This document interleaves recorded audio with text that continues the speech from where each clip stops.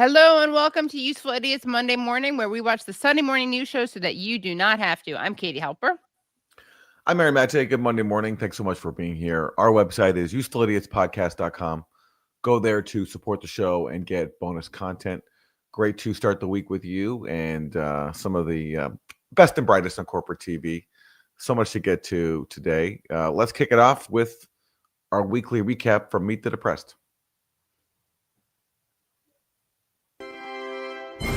Good Sunday morning. After months of trading barbs throughout the New York City mayoral campaign, President Donald Trump and Mayor-elect Zohran Mamdani finally met face-to-face in the Oval Office this week. In a stunning turnaround, Mr. Trump, a native New Yorker, emphasizing what he has in common with the 34-year-old Democratic socialist. You know, we had some interesting conversation, and some of his ideas really are the same ideas that I have. I feel very confident that. Like what? What? Affordability, Aaron. That old-fashioned word, affordability. Well, I mean, that's sort of that's the closest that's the claim. It's just a talking point, though. Yeah, that's the closest to an answer. But the problem there is, first of all, Zohran Mamdani centered affordability. He came up with it. He had actual plans to address it. So, for example, having government subsidized grocery stores in one borough each, whereas Trump talked about affordability for a second and then started calling affordability a con job, saying that Democrats were just lying about it. Basically doing the whole Biden thing of saying things are great. Like, what are you worried about? Yes. I think that this is an interesting case, what we are seeing here. There's a lot of debate about whether or not Zohran kind of sanitized Trump. I don't think he did. I think that Trump is president. We'll get into the Zohran discussion more. But I think what this shows is Trump realizing that, like, I don't mean this ideologically. I just mean this stylistically and emotionally, that if you can't beat him, join him, and that Zohran would have outdone him in terms of zingers. So he decided that for his own ego, he would kind of be chummy with Zohran. He can do a very good job. I think he's going to be. I think he is going to surprise some conservative people, actually. My exclusive interview with Mayor-elect Mamdani is coming up in just a moment. It all comes amid a renewed focus on affordability nationwide, with the Trump administration rolling back tariffs on over 200 food products and defending their economic policies. We're also making incredible strides to make America affordable again. That's a new word that they're using, affordability. Even though it's make America affordable again. It really rolls off the tongue. So yes, affordability is a new word they're using because it was the centerpiece of Zohran Mamdani's campaign, and anyone with any sense who works in politics is seeing that that's actually what average people care about: the price of living, the price of basic goods, the price of food. And so now Trump is now enamored with this word affordability, just like he was enamored with the exotic word groceries, which he wasn't familiar with because he's not anywhere in touch with the reality of working people. Right. Made incredible progress. We understand that there's a lot more work to do. And the thing that I'd ask for the American people is a little bit of patience. And joining me now. Give them some time. Let them cook. Let them cook, everybody. They're working on it. They're working on it. The word. Yeah, they're working on it. There's only so much political capital they can spend blaming Joe Biden for everything. That's been their policy so far. It's basically been like, all right, to the extent you're suffering, it's Joe Biden's fault. We've done all we can. We're still working on it. Just give us more time. Maybe basically give us until the end of Trump's time in office, whenever that is. Well, reminds me of the wise words, Aaron, when it comes to patience, of Guns N' Roses. Remember, said woman, take it slow. It'll work itself out fine. All we need is just a little patience. Sugar, make it slow and we'll come together fine. All we need is just a little patience. Well, there you go. And that applies to the price of groceries. Sugar is a staple of groceries. Exactly. Right. So there we go. Guns N' Roses, very prescient there. Yep. GNR. Message.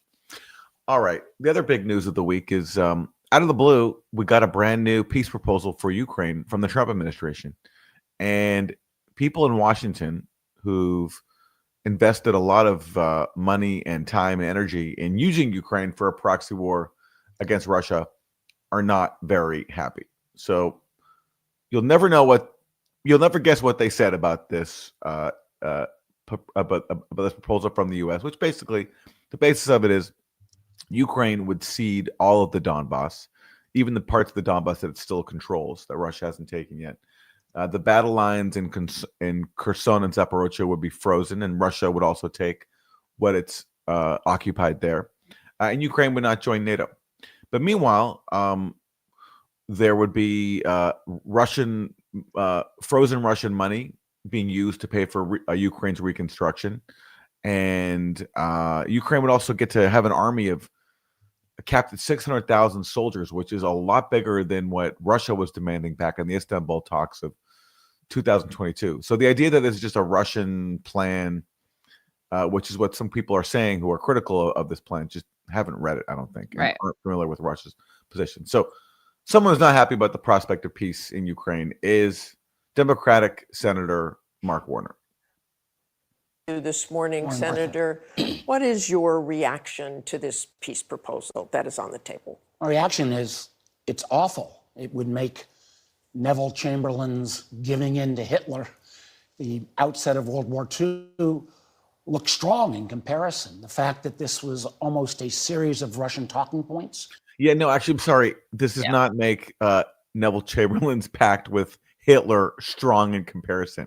Okay, it recognizes that a part of Eastern Ukraine, which has been the subject of dispute for more than 10 years, after people like Mark Warner backed a coup in Ukraine, that those parts where you have large amounts of people who identify with Russia, have fought on the side of Russia for more than 10 years, would now be living under Russian rule.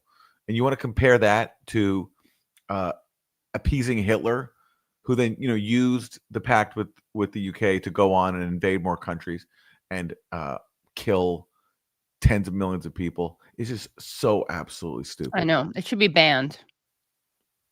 It should be banned. Yeah. It really should be banned. But instead, it's all they got. Would require Ukraine to give up the totality of the Donbass, parts they still control, cut back their military forces going forward, never be able to join NATO. This would be a complete capitulation, and it's why I think you're hearing from Congress, both sides, people pushing back, and obviously the Europeans feel like they've been totally left high and dry. So basically, look, nobody wanted Ukraine to join NATO. Most Ukrainians didn't want to join NATO. So many prominent U.S. diplomats didn't want the U.S. to join. Didn't want Ukraine to join NATO.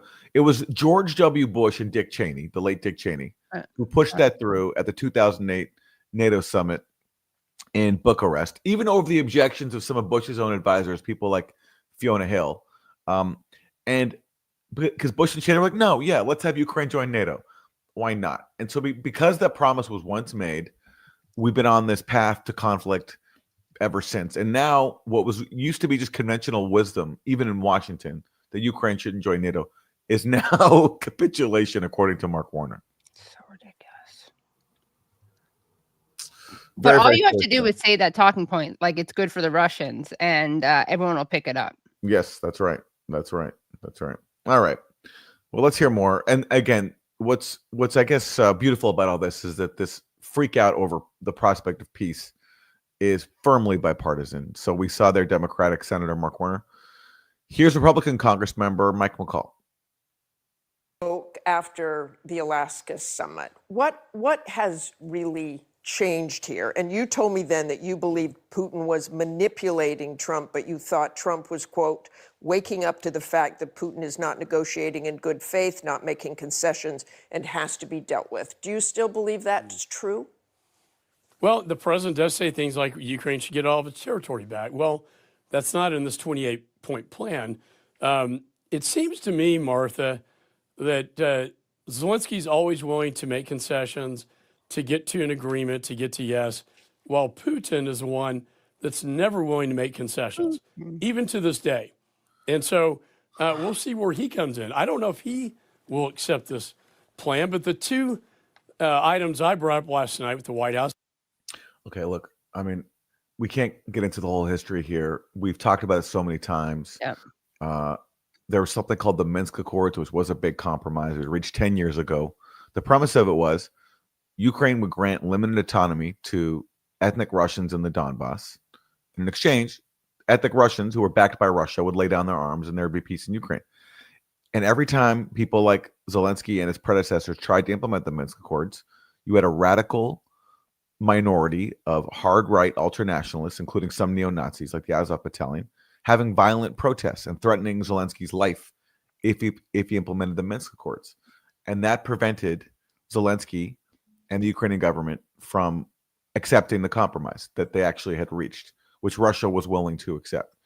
Everybody now acknowledges this. Boris Johnson, Angela Merkel, everyone says, if you read Angela Merkel's book, if you listen to interviews from Boris Johnson, that it was the ultranationalists of Ukraine who sabotaged the compromise, not Russia.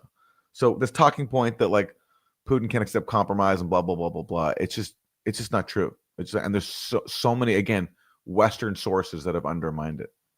Right. Yeah. Again, there was a time when he was willing to make concessions, and that was bungled. Thanks, Boris Johnson, on behalf of the United States and the West. Very, very important. In 1994, Budapest, Ukraine gave up all its nuclear weapons in exchange for what? For nothing. And then Russia invaded. There was no security agreement. There were just simply assurances given by Bill Clinton. That cannot happen again. Here's what happened.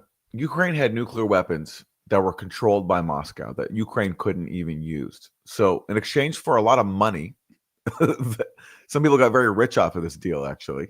Ukraine gave up the nuclear weapons that it couldn't even use anyway. Now, some people, funnily enough, John Mearsheimer, who we've interviewed a lot, and it's, one of the leading critics of the U.S. policy in Ukraine, he actually argued back then at the time that Ukraine should not give up its nuclear weapons. Right. Because that gave Ukraine some deterrence. Personally, I think it's a good thing that Ukraine gave up its nuclear weapons, especially because it couldn't control them at the time. And I just think, especially given the state of, post-independence Ukraine, it was in everyone's best interest to not have them sitting on this massive nuclear stockpile. But anyway, the point is, they gave up their nuclear weapons. It's true. They got assurances that their sovereignty would be respected by Russia, and Russia violated that by invading Ukraine. But the part everybody forgets is that Ukraine also agreed to respect the cultural rights of ethnic Russians in Ukraine, which they then violated. And also, the U.S. agreed to respect Ukraine's sovereignty, which it violated by backing a coup in 2014. So these are things that Russia didn't just wake up one day and say, you know what, now that we have Ukraine's nuclear weapons, let's go invade the country and undermine its sovereignty. They were responding to NATO expansion, to a coup, and to the government, and to the Ukrainian government's attacks with U.S. support on ethnic Russians in the Donbass. That's the part that gets left out here. Yeah, so much gets left out. It's really media malpractice, as we know, and it's a media malpractice that literally costs people lives. Yeah, there's no dissenting opinion allowed. I mean, this is like the uniform perspective on TV. There's no one who can, they don't invite on, say, John Mearsheimer or Right. Jeffrey Sachs. I mean, there's very few people now who are willing to, acknowledge the basic facts, the context that people need to understand this conflict. But they don't get invited. You Right. just never see them on any of these shows. And Aaron, that's a really important point, and it really makes what I'm about to say that much more upsetting, which is that this is a place you hear those voices, and despite that, we have over 1,000 people watching, and under 350 people have liked it. Where is your patriotism? Okay, now we're at 420. This better get up. This better get up to. I want it at 700. 700 by the end of the next clip. Well, and what we can do is, if we get up to say 1,000 likes, we can go take that to ABC News and say, listen, Exactly. hey, the people have spoken. So put us on. Make like you split it. It's like your new in-house experts on Ukraine. Exactly. Yeah. So, yeah. Mao. Make America useful idiots again. Okay, I like that. Or mouth. Make America useful idiots for the first time. Mm-hmm.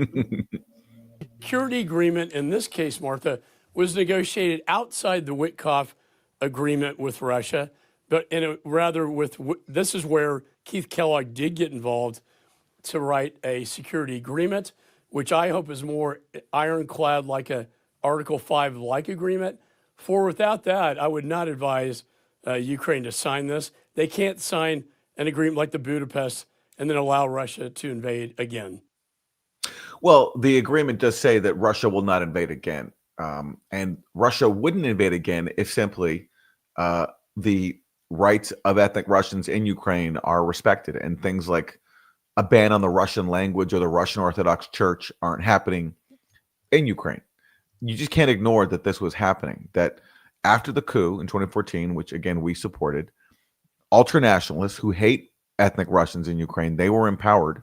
They tried to do things like ban the Russian language as a state language, and they did launch an assault on the Donbass, where people were rebelling against the Maidan coup. So you have to address that. If you don't want a war, you have to address that. And Russia tried to address that with the Minsk Accords. They then tried to address it with the Istanbul talks of right after they invaded, and all that got sabotaged. So now they're imposing their terms by force. And whatever, even if you don't agree with that background, the context, blah, blah, blah, what alternative is there at this point?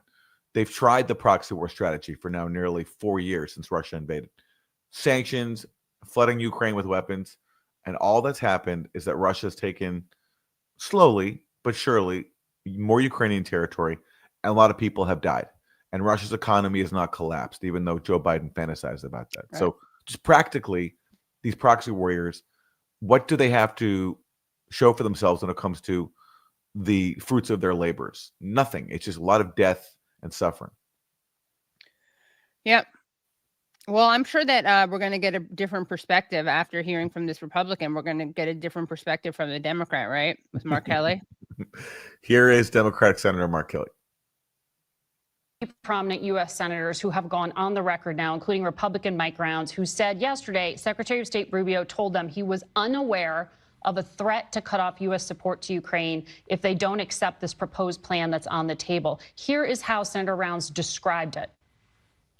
What he told us was that this was not the American proposal.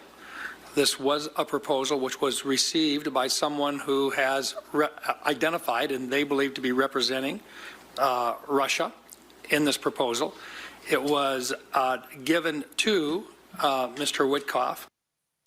So since those remarks were made, and so this was a funny coup. So basically, after this, peace plan gets released, there's a freak out on Capitol Hill from bipartisan Washington proxy warriors. And then some senators, including Mike Rounds, they claim that Marco Rubio told them that, oh, no, this wasn't our plan. This is like a Russian plan, basically. We don't know what this is, which then Rubio then denied, saying. So either Rubio is lying, either Rubio falsely told these senators one thing, or the senators made it up. But when this initially was circulating, there was so much excitement that, oh, the Russians have played us again. This is a Russian active measure. This isn't a U.S. peace plan. This is the Russians pretending that this is a U.S. peace plan. And then, of course, the Trump administration said, no, this is our peace plan. And that makes sense because if you read the peace plan, there's a lot in there that Russia is not going to agree to. So people thinking that like Russia has gotten everything it wants, honestly, they're in for a surprise because I'm not even sure if Russia is going to accept this because there's a lot in there I don't think Russia is going to be very happy with.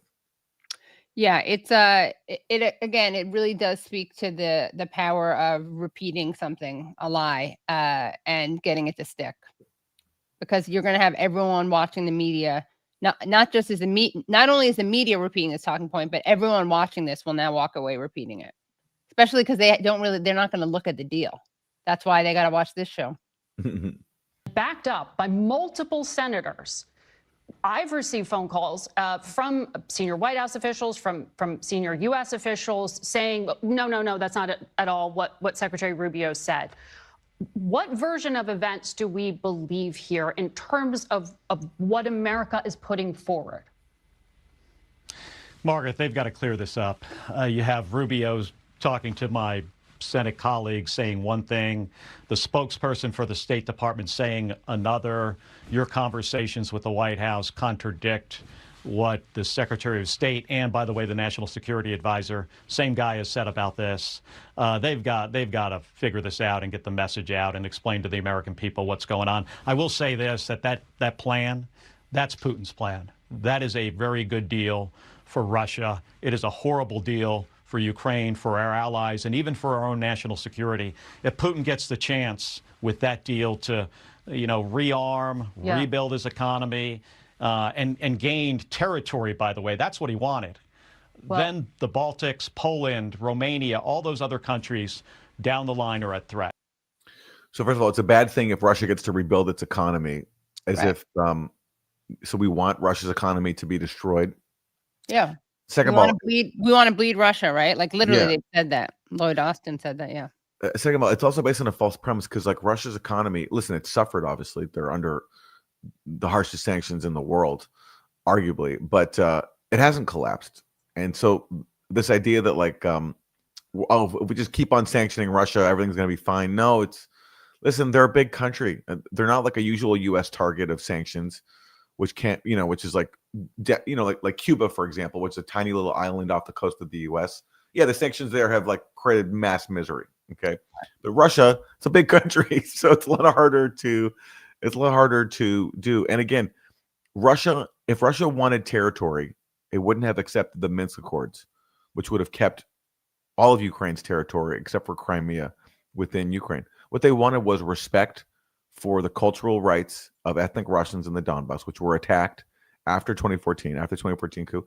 And they also wanted Ukraine out of NATO, which, by the way, as we said earlier, so many prominent U.S. diplomats used to support, because everyone recognized how crazy it was to take Ukraine, a very divided country, where you have some people who hate Russia and some people who identify with Russia and identify as Russian, to force that into the NATO camp. And there's just so much documentation of all these prominent officials, including William Burns, who was Biden's CIA director, former U.S. ambassador to Moscow, warning that this would be a disaster and a recipe for civil war if you tried to bring Ukraine into NATO. And that famous "niet" means "niet." "Niet" means "niet."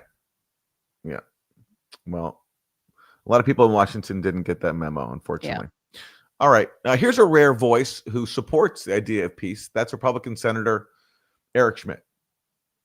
President Trump approaches this as a realist, right? You take the world as it is, not how you want it to be, not how you wish it would be, but actually how it is. And the truth of the matter is, and a lot of people won't say it, is the Ukrainians have been losing for a long time. They've lost 20% of their territory. They have a manpower problem. They have a munitions problem. I think what President Trump is trying to accomplish is maintain Ukrainian sovereignty, make sure there's a pathway to rebuild the country, and also lessen the likelihood that this will ever happen again.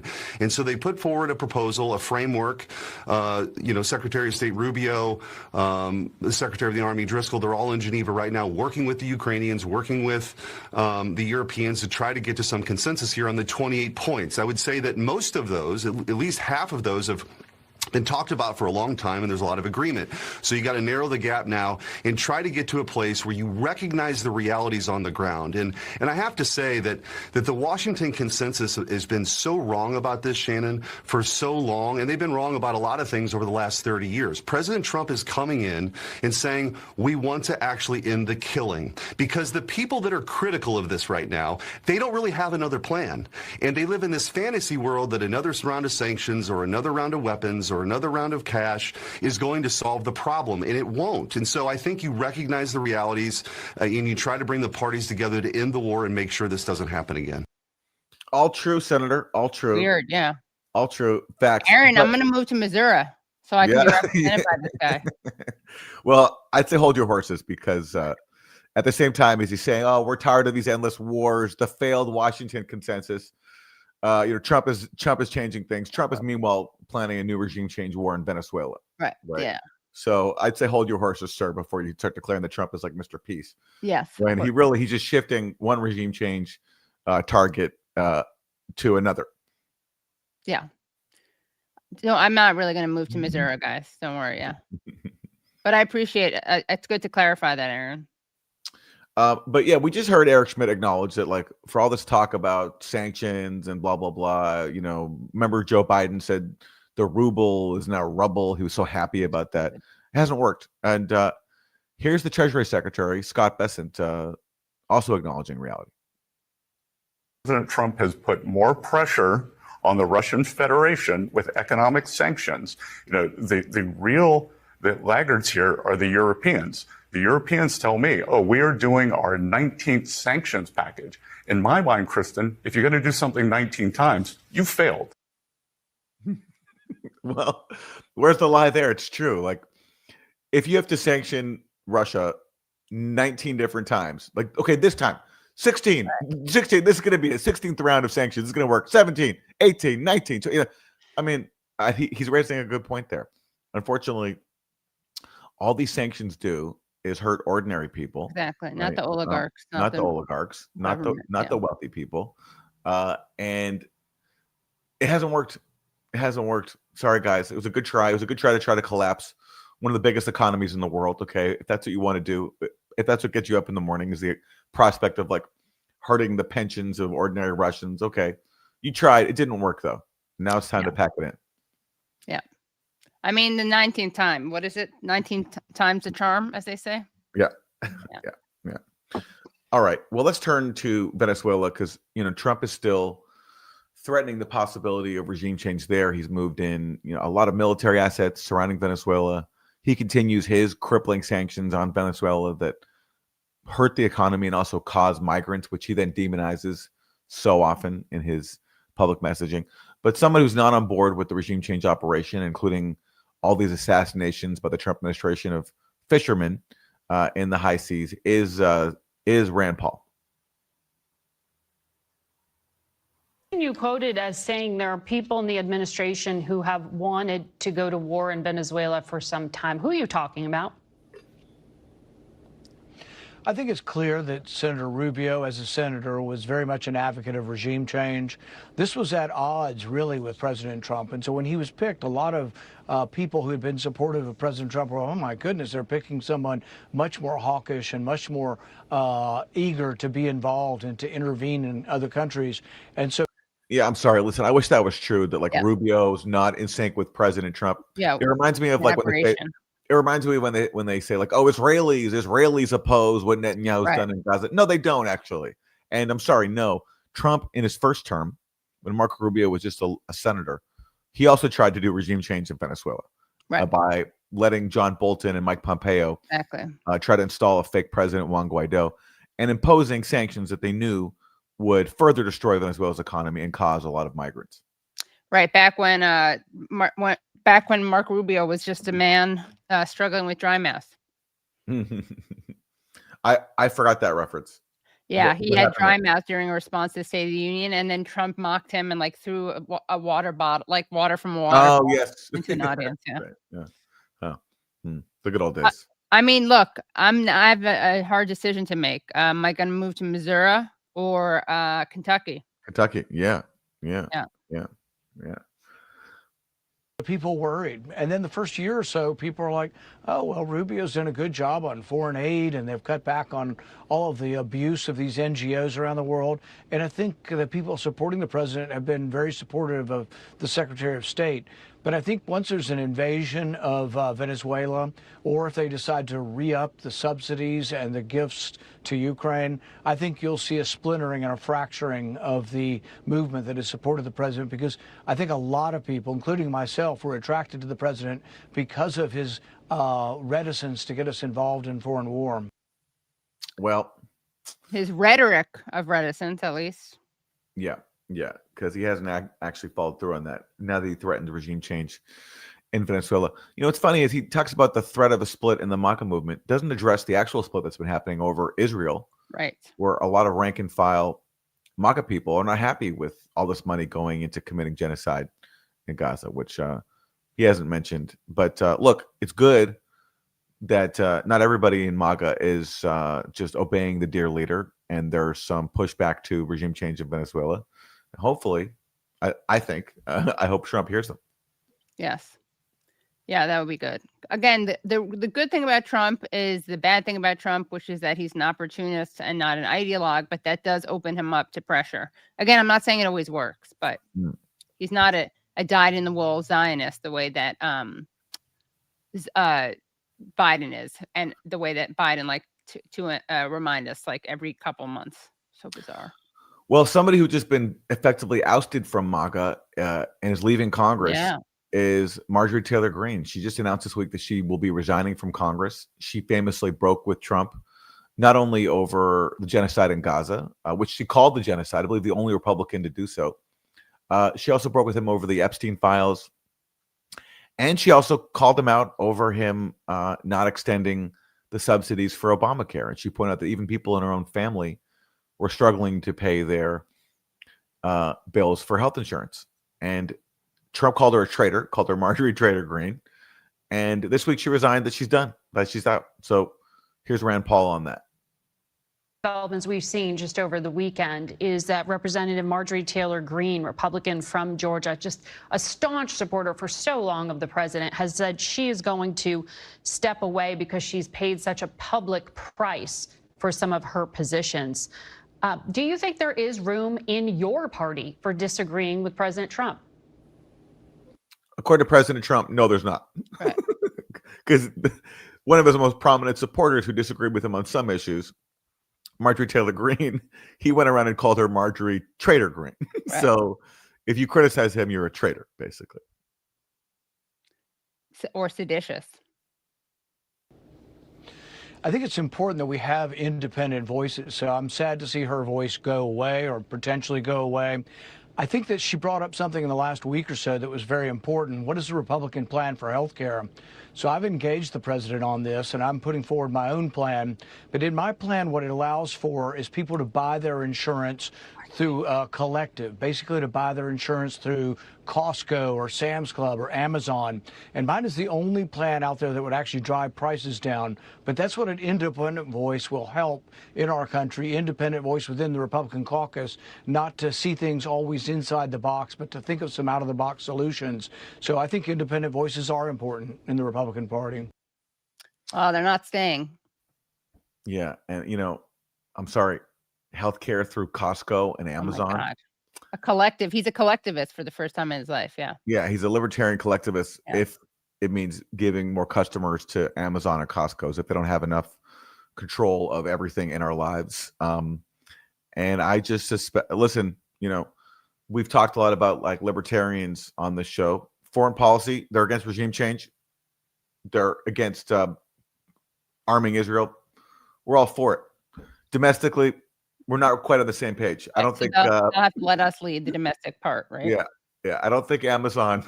I don't think Amazon's going to solve the healthcare problems in this country. That's just my hunch. Yeah, I wonder if Marjorie Traitor Greene is getting ready to run for president. Well, she says she's not. She says she's not. They do that a lot. Yeah. She says she's like literally done with Washington. I get it. Look, if you're a Congress member, you've spent a lot of your time fundraising, sucking up to donors, and now if you're in Trump's party and he's calling you a traitor, I mean, your life is going to be even harder. So, I think she just got basically driven out of town, just like it happens to so many people who, you know, when they challenge the war state, especially like the Uniparty, they get sent out of town. Dennis Kucinich, a Democrat, he was chased out of town by his own party. Tulsi Gabbard, when she was a Democrat, she also was against regime change wars, supported Bernie Sanders. She also was basically driven out of town too, and then she turned MAGA. Yeah, she adapted. Who welcomed her with open arms. Right. And I think Marjorie Taylor Greene is undergoing a similar trajectory here. Well, maybe she can do like she can become a healer.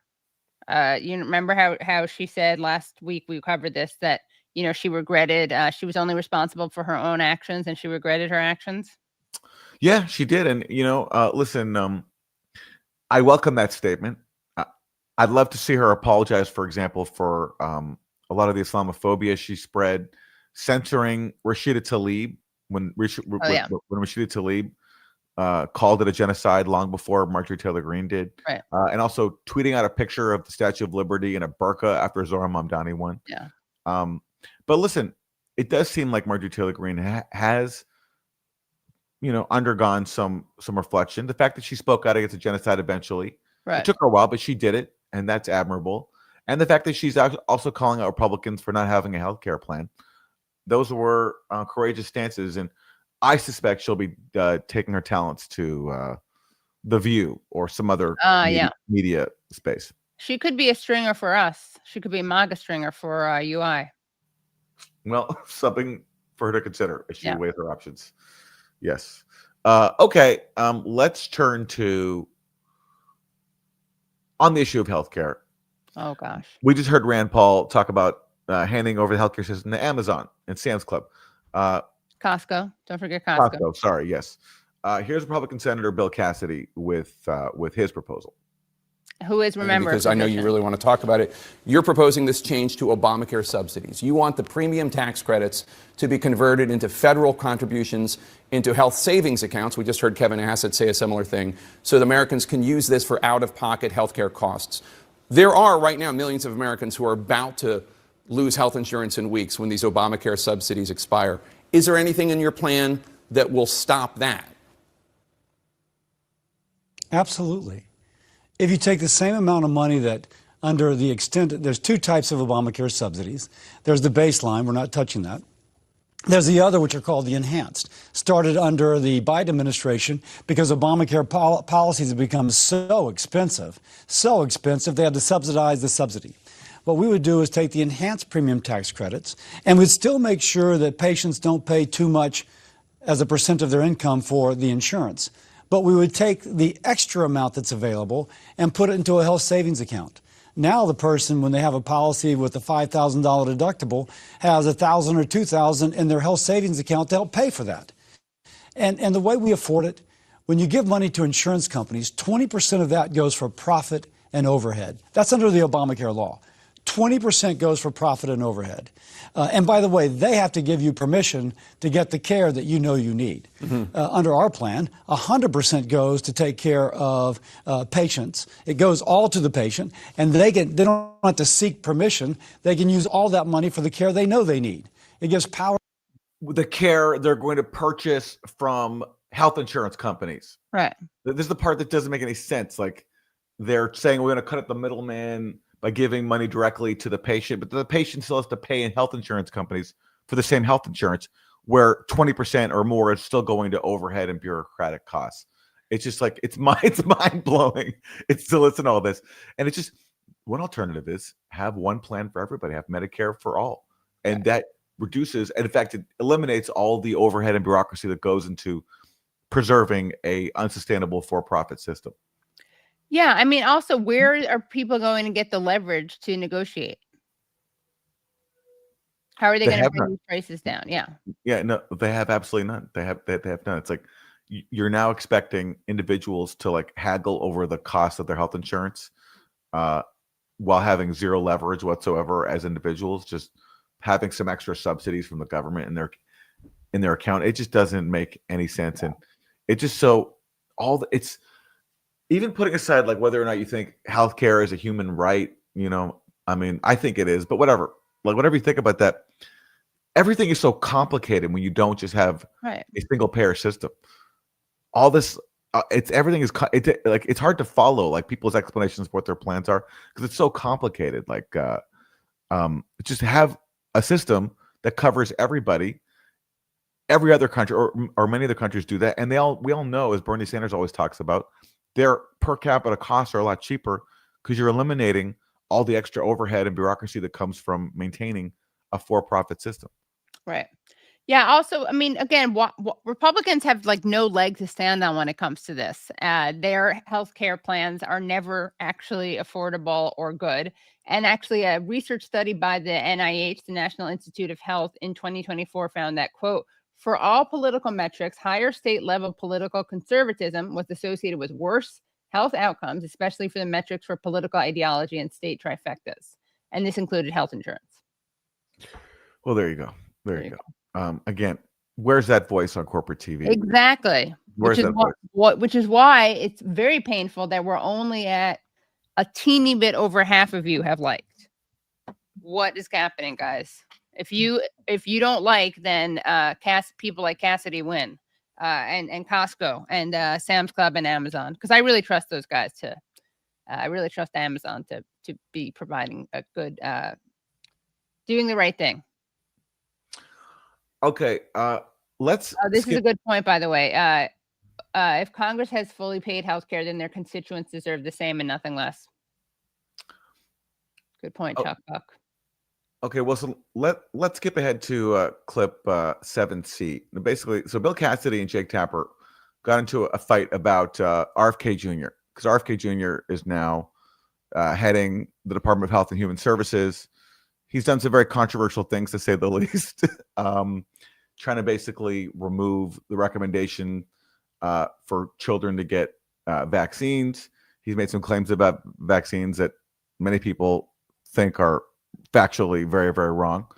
And some And people also, he was the last. Cassidy was like the final vote in approving him. So anyway, Jake Tapper and Cassidy had this whole fight about it, and this is how it ended. I know it's titillating, Jake. I know it's titillating, but I think we need to move beyond the titillation into actually what matters to the American people. I'm going to turn to your healthcare plan because I know you really want to talk about it, but I'll just say this isn't about titillation. This is about the fact that you are the chairman of the health committee and you voted to confirm somebody that, by all accounts from the medical and scientific community and his own family, including his dying cousin, this health secretary is actually making America less healthy when it comes to vaccines and studies. But let's turn to your new healthcare plan because I know you really want to talk about it. Well, I just like the fact that they're fighting over this issue is titillating. This is not about titillation. Yes, sir. This is not about titillation. And I agree. We should not have news based on titillation. We should Beyond titillation should be Cassidy's campaign slogan. Beyond titillation. Exactly. Yeah. Exactly. Yes. Okay. Let's turn to Jason Crow. He is a Democratic member of Congress, and he's among the people who, made a video last week basically urging U.S. service members not to obey unlawful orders from President Trump. And Trump was not happy about this, to the point where he basically called for Jason Crow and others to be executed for sedition, to be arrested. And he suggested that they should be executed. So here's Jason Crow on that. Media, he put out, the traitors that told the military to disobey my orders should be in jail right now, not roaming the fake news networks, I guess that's us, trying to explain what they said was okay. It wasn't and never will be. It was sedition at the highest level. It's a major crime. There can be no other interpretation of what they said. That's a quote from what he put on social media. Do you have any idea what all these threats actually mean? Because he mentioned in an interview military courts and referenced the DOJ as well. No, we don't know what this means. He doesn't know what this means because he's irresponsible. He's acting dangerous. He's acting in an insightful way. There's two things going on here, Margaret. One is the irresponsible and dangerous rhetoric by the President of the United States threatening to have members of Congress executed who he disagrees with. But it's also so telling that when members of Congress simply remind service members of the Constitution and their duty to obey the law, which is not just our right, but is our obligation to do, that he cannot handle that, and he resorts to threats of violence and threats of arrest and execution. That tells you everything you need to know about Donald Trump's respect for the Constitution and the rule of law, and actually underscores our point. Yeah, I mean, I think obviously Crow must be watching Useful Idiots because we made this point last week. But if people are saying you have no obligation, in fact, it's your obligation to not follow illegal orders, and Trump then calls them traitors, he's basically saying they're illegal orders. Yeah, I mean, there has been some controversy about this video because it's like, people already know that they can't follow orders that are illegal. So by making this video, are they encouraging, sedition or whatever it is? But I think it's fair to remind people, especially as Trump is assassinating fishermen on boats in the high seas, that some orders are illegal, and regime change also is illegal. I wish they just would take this further. Like, so, for example, I think it's illegal to commit genocide. Right. So why did all these people support that? But hey, I guess I would hold my breath for that. Yeah, for that reminder. Yeah. Okay. Should we hear from Scott Bessent on this? He's the Treasury Secretary. He has thoughts on President Trump's lawful or unlawful orders. President Trump accused these lawmakers of, quote, seditious behavior punishable by death. Press Secretary Caroline Leavitt said that every order President Trump gives is lawful. Are you confident that every order that President Trump gives is lawful, Mr. Secretary? Kristen, what I am confident of is that this was a display of gross negligence here, that there are 2.1 million service members. And you're probably going to say, oh, like off the rails representatives have gotten death threats. Well, what about the 2.1 million service members? They have put their lives at risk. There is one commander in chief. Yeah, I'm not sure if that analogy works, comparing death threats to being in the line of duty, which they are. But he's suggesting that that refusing to do illegal things is going to put the soldiers in jeopardy, in danger. And of course, I would have to push back and say that not engaging in illegal wars does not harm the safety and welfare of soldiers. Mm-hmm. Hot take, but good try, Besant. He really is an out of the box thinker. Okay, that's the relevant part for a minute. Okay. Well, turning to domestic matters, Scott Besant also has a lot of thoughts on the economy. You know, Trump now thinks that the word affordability is like some exotic concept, but you know, he did promise to bring down the price of groceries and reduce inflation when he was vying for office. So how's that going? Well, here's Scott Besant. Some prices are going up. Of course, we have seen prices increasing on staples like coffee, bananas, bacon. Inflation has gone up. It's at 3% now, up from 2% in April when the tariffs were imposed. No. They weren't. So inflation hasn't gone up. And Kristen, the one thing that we're not going to do is do what the Biden administration did and tell the American people they don't know how they feel. They are traumatized, and over the Biden inflation, we have slowed inflation, and we are working very hard to bring it down. Okay, so not actually true. It hasn't lowered, and in fact, Welker does do a little bit of a good job, kind of pushing back. But he's just lying, and it's ironic because he's saying that they're not going to tell people how they feel, and it is true. The Biden administration did a really good job at sounding out of touch there, but it's not actually improving. And neither is affordability, by the way, because even according to U.S. government statistics, fuel oil is up 4.1% in the last 12 months. Food is up 3.1%. Medical care services are up 3.9%. The only thing that hasn't increased is gasoline and apparel. Yeah. And again, Trump is the one who recently said that the whole affordability thing is a hoax. It's a con job. Right. So he is telling people who think that affordability is a problem that their concerns are invalid, and it's all just the Democrats doing. He's doing what Biden did. He's affordability curious, right? Because he also swings to being pro affordability, an old fashioned word, along with groceries. Yeah, but you know, it's interesting. I was watching Besant, and I can never remember what Besant says because he really reminds me kind of Anne from Arrested Development. You know how like everyone forgets her. And then I realized that was actually the wrong Arrested Development character to compare him to, because, you know, he, as Welker mentioned, she mentioned the price of bananas going up, and he obviously is not aware of that or is lying about that. So here, he actually reminds me of Lucille Bluth from Arrested Development. Let's take a look at this. The one who charged his own brother for a Bluth frozen banana. I mean, it's one banana, Michael. What could it cost? $10? You've never actually set foot in a supermarket, have you? I don't have time for this. So there you go. Who said it? Besant or Lucille Bluth? Okay, let's turn to more Scott Besant. Because listen, if you're feeling the pain right now, of economic hardship, he's got a great idea for you. Yep. Kristen, I can tell you that the Council on Economic Advisors has a study. You know the best way to bring your inflation rate down? Move from a blue state to a red state. Blue state inflation is 0.5% higher, and that is because they don't deregulate, they keep prices up, energy is higher.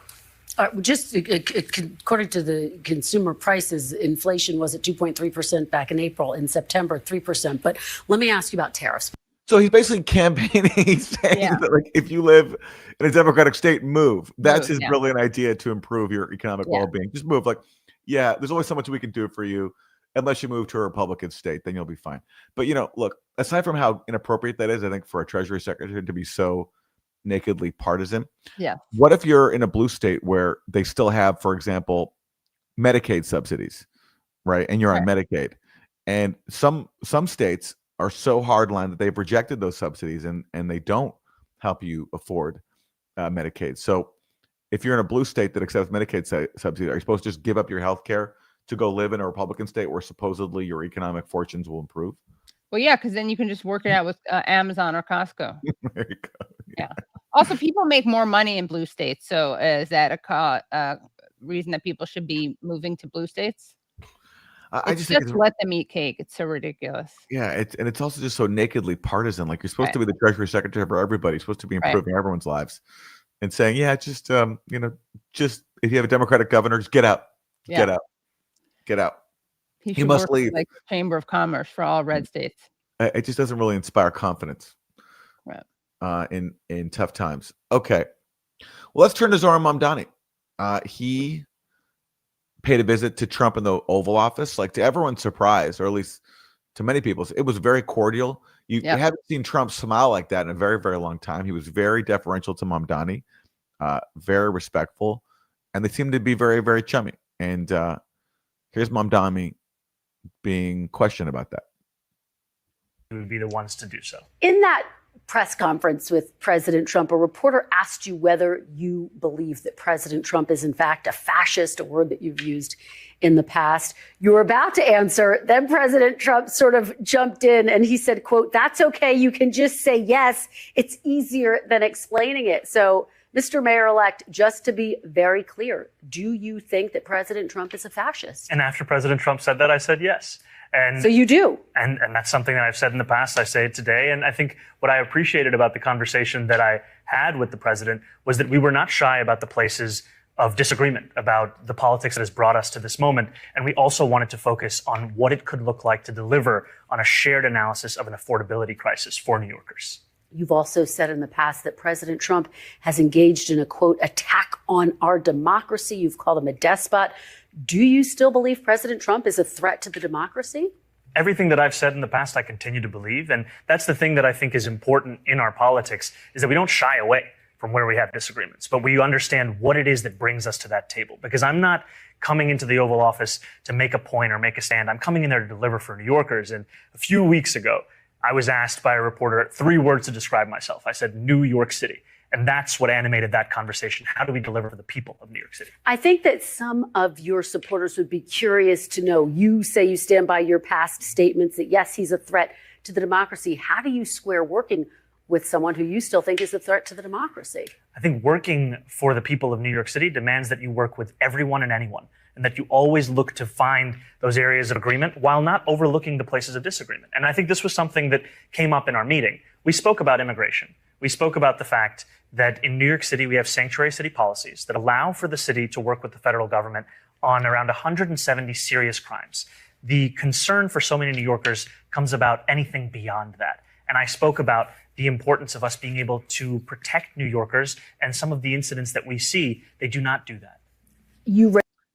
So, I think he handled this question as best as he could, but this is where I do think some of this rhetoric has become overheated, because if you really do think Trump is a fascist, how are you going to have a friendly meeting with him in the Oval Office? If you actually do believe that, I just don't think you would go and have such a cordial exchange. So that's why I would say, I would advise Democrats to be as precise as possible in their language. So, for example, call him an authoritarian.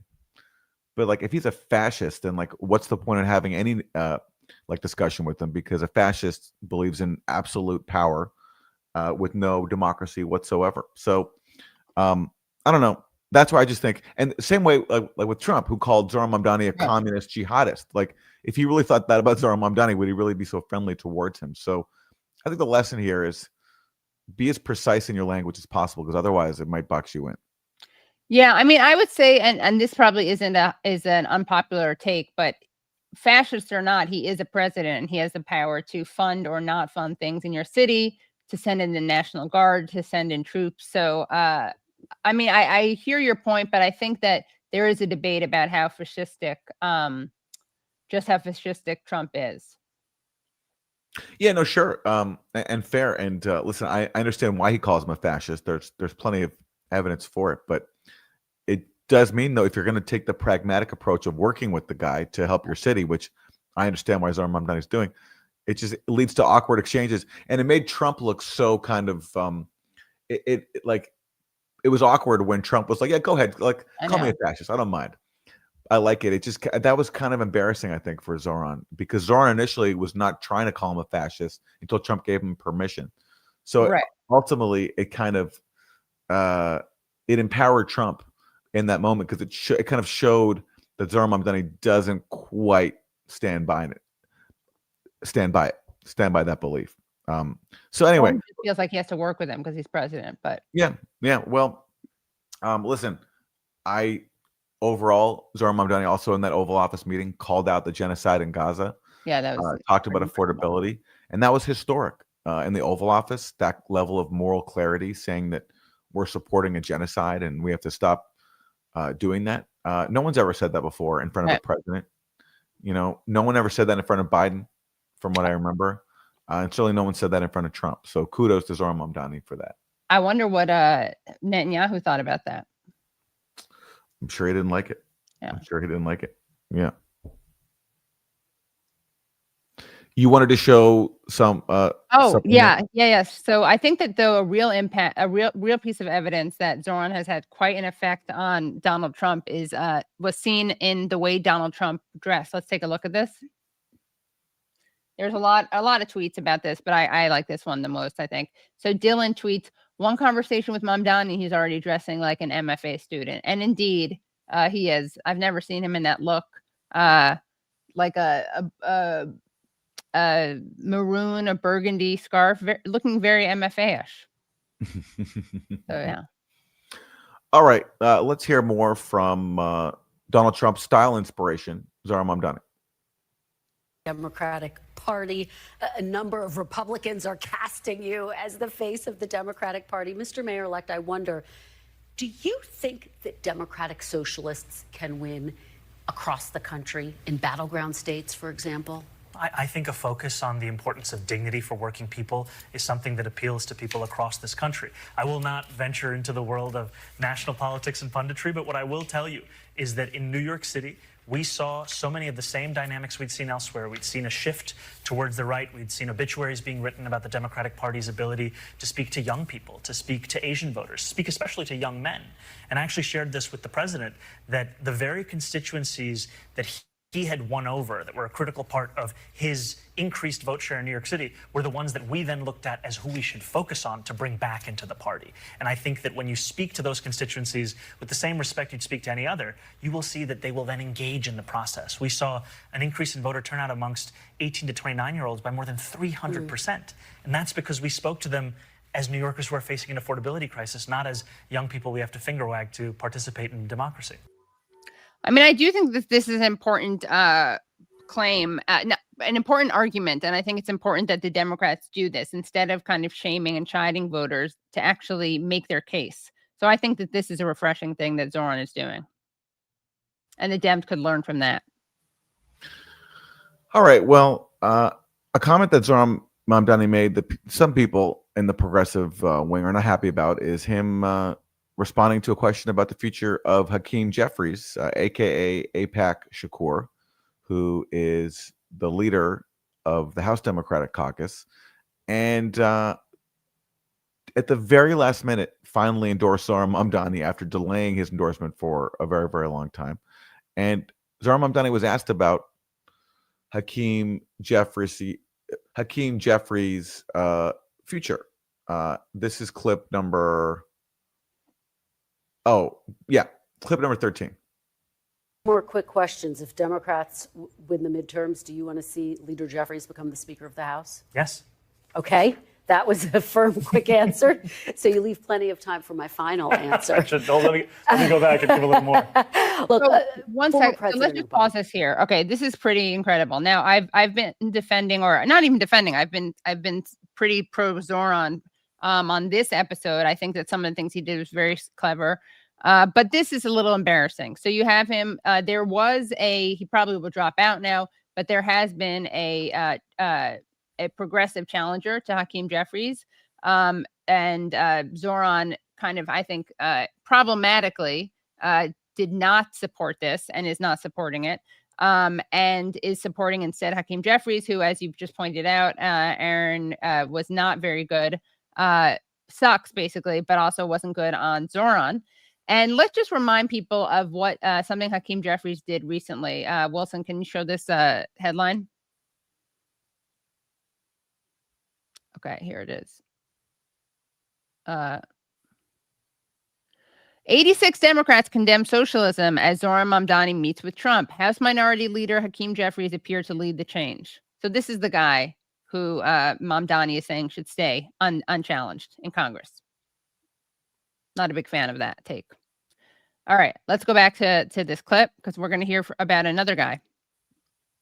Called you after your victory, and he Obama, she's saying. Obama called him. Offered to be a sounding board for you as you take on this role of mayor of New York City. What advice did he give you about how to lead effectively in these years ahead? You know, one thing I really appreciated about the conversations I've had with the president have been the importance of what it looks like, not only to inspire hope, but to sustain it and then to deliver on it. And time again, that comes back to the city hall that you're putting together. And even right now, we have about 40 odd days of a transition. Transitions are typically a time of pageantry and pomp. We want it to be a time of substance, a time of purpose. And so we ensured that the first day after the election, we announced our 4 incredible co-chairs of our transition, our executive director. And then the week after that, the first deputy mayor, the chief of staff. We're moving much faster than typical because we want January 1st to be a day where we start to deliver, not start to prepare. And I appreciate President Obama's emphasis of what it looks like to prepare in advance so that you can deliver. All right, Mayor-elect Zoran Mamdani. I mean, he's half right. He did run on hope and change, but he did not deliver hope. I think it's pretty clear. And Aaron, I know you think that because you had such PTSD from the final episode of Mark Maron's WTF podcast being with Obama. But I mean, he what did he do? He didn't codify Roe v. Wade, right? Which is something that he claimed was really important. Lied about the Flint water crisis. Led a record number of drone strikes. It was a record at the time.